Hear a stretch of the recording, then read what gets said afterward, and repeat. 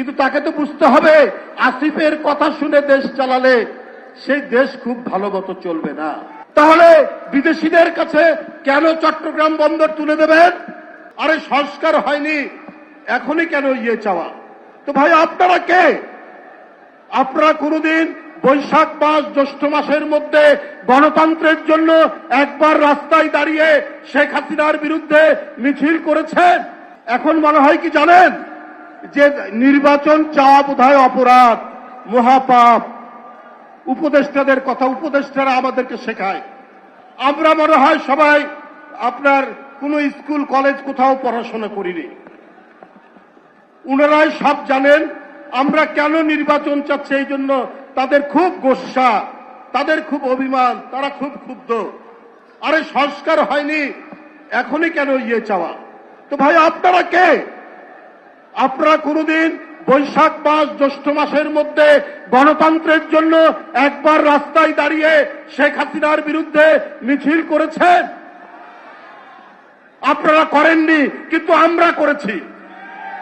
করতে গিয়ে পুলিশের লাঠি পেটা খেতে খেতে আমাদেরকে নাজিমুদ্দিন রোড, না হলে কেরানীগঞ্জ, না হলে কাশিমপুরে পাঠানো হয়েছে।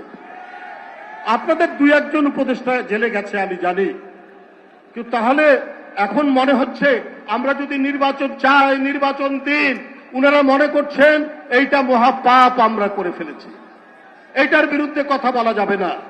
মানবিক করিডোরের নামে বাংলাদেশের ভিতর দিয়ে একটি বিতর্কিত বিষয় হচ্ছে, তো এইটার বিরুদ্ধে রাজনৈতিক দল কথা বলতে পারবে না।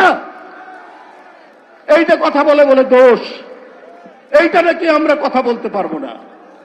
আপনার চট্টগ্রাম বন্দর বিদেশিদের হাতে তুলে দেওয়া হচ্ছে। বাংলাদেশে যোগ্য লোক নেই। বাংলাদেশে একজন লোকের আজকে 53 বছর যে দেশটির বয়স, সেই দেশে যোগ্য লোক নেই। তাহলে বিদেশিদের কাছে কেন চট্টগ্রাম বন্দর তুলে দেবেন? এটা তো জনগণের প্রশ্ন। এইটা রাজনৈতিক দল এই প্রশ্ন উত্থাপন করলেই তারা অত্যন্ত রাগান্বিত হন, তারা অত্যন্ত ক্ষুব্ধ হন। নাতি নাতনি উপদেষ্টা বানালে সেই সরকার যে খুব অভিজ্ঞ সরকার হয় তা না। ডক্টর ইউনূস সাহেব অভিজ্ঞ মানুষ, আমরা তার বিরুদ্ধে সমালোচনা নেই, কিন্তু তাকে তো বুঝতে হবে আসিফের কথা শুনে দেশ চালালে সেই দেশ খুব ভালো মতো চলবে না। বন্ধুরা আমার, আমি আর বক্তব্য দীর্ঘায়িত করতে চাই না। আজকের এই তারুণ্যের সমাবেশ, এই সমাবেশ অত্যন্ত গুরুত্বপূর্ণ, অত্যন্ত তাৎপর্যপূর্ণ। আপনারা জানেন এই দক্ষিণ এশিয়ার মধ্যে সবচাইতে বেশি তরুণরা বেকার বাংলাদেশে।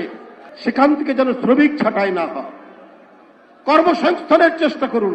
ওই যে এখানে ব্যানারে টাঙ্গিয়ে রেখেছে অধিকারের কথা, তরুণদের অধিকার। তরুণরা যদি কর্মসংস্থান না পায়, তরুণরা যদি কাজ না পায়, তাহলে কি করবে?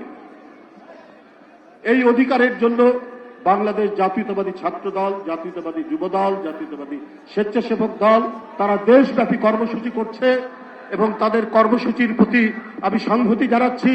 আমি অত্যন্ত সৌভাগ্যবান, একটি পবিত্র মাটি যেখানে এই দেশ যখন অন্ধকারের মধ্যে, এই দেশ যখন নেতৃত্বহীন অবস্থায় থাকে, ঠিক সেই সময়ে যিনি জনগণকে আলোর দিশা দিয়েছেন, স্বাধীনতার ঘোষণা দিয়ে সেই শহীদ রাষ্ট্রপতি জিয়াউর রহমানের মাটি হচ্ছে এই বগুড়ার মাটি।